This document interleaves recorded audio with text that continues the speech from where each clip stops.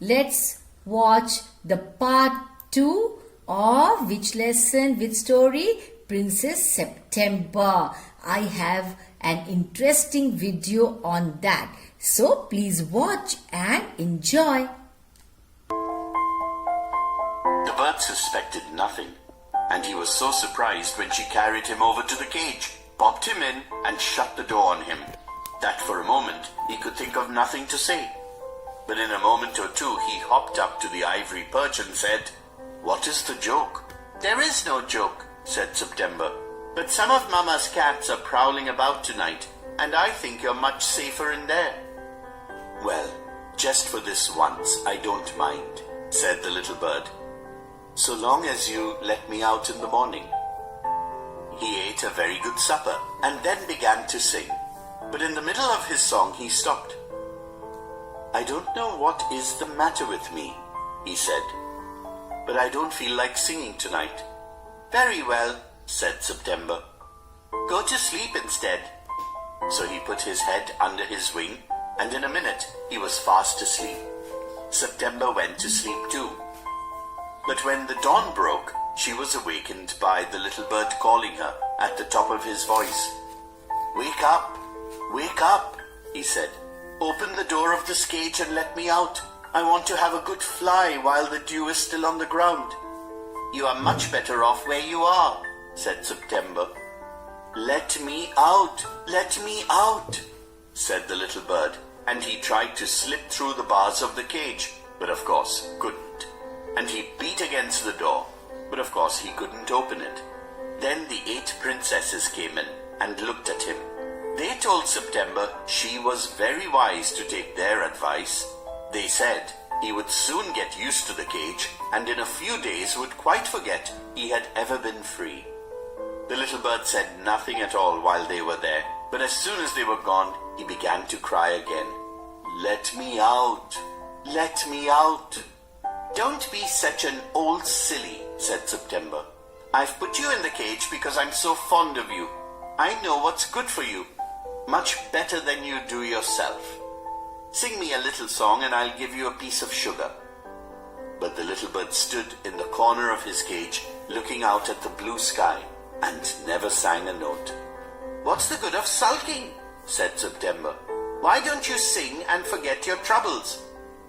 "How can I sing?" answered the bird. "I want to see the trees and the lake and the green rice growing in the fields." "I'll take you out every day," she said. "It's not the same thing," said the little bird. "The rice fields and the lake and the willow trees look quite different when you see them through the bars of a cage." The bird wouldn't sing a song, and he wouldn't eat a thing. The princess was a little anxious at this, and asked her sisters what they thought about it. "You must be firm," they said. "But if he won't eat, he'll die," she answered. "That would be very ungrateful of him," they said. "He must know that you're only thinking of his own good. If he's obstinate and dies, it'll serve him right, and you'll be well rid of him." September didn't see how that was going to do her very much good, but they were 8 to 1, and all older than she, so she said nothing. "Perhaps he'll have got used to his cage by tomorrow," she said. And next day, when she awoke, she cried out good morning in a cheerful voice. She got no answer. She jumped out of bed and ran to the cage. She gave a startled cry, for there the little bird lay at the bottom, on his side, with his eyes closed, and he looked as if he were dead. She opened the door and, putting her hand in, lifted him out. She gave a sob of relief, for she felt that his little heart was beating still. Wake up, little bird," she said. She began to cry, and her tears fell on the little bird. He opened his eyes and saw that the bars of the cage were no longer around him. "I cannot sing unless I'm free, and if I cannot sing, I die," he said. The princess gave a great sob. "Then take your freedom," she said. "I shut you in a golden cage because I loved you and wanted to have you all to myself. but I never knew it would kill you. I love you enough to let you be happy in your own way." She threw open the window and gently placed the little bird on the sill. He shook himself a little. "Come and go as you will, little bird," she said. "I will never put you in a cage any more." "I will come because I love you, little princess," said the bird, "and I will sing you the loveliest songs I know. I shall go far away, but I shall always come back, and I shall never forget you." He gave himself another shake. "Good gracious me, how stiff I am," he exclaimed. Then he opened his wings and flew right away into the blue. But the little princess burst into tears, for it is very difficult to put the happiness of someone you love before your own. And with her little bird far out of sight, she felt all of a sudden very lonely. When her sisters knew what had happened, they mocked her and said that the little bird would never return. But he did, at last, and he sat on September's shoulder and ate out of her hand, and sang her the beautiful songs he had learned while he was flying up and down the fair places of the world. September kept her window open day and night so that the little bird might come into her room whenever he felt inclined. And this was very good for her. So she grew extremely beautiful. And when she was old enough, she married the king of Cambodia and was carried on a white elephant all the way to the city in which the king lived. But her sisters never slept with their windows open, so they grew extremely ugly as well as disagreeable.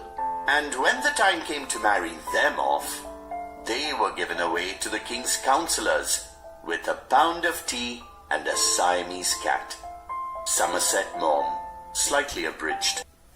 So children, did you enjoy that video? Princess September Part 2? Yeah, it was a beautiful video.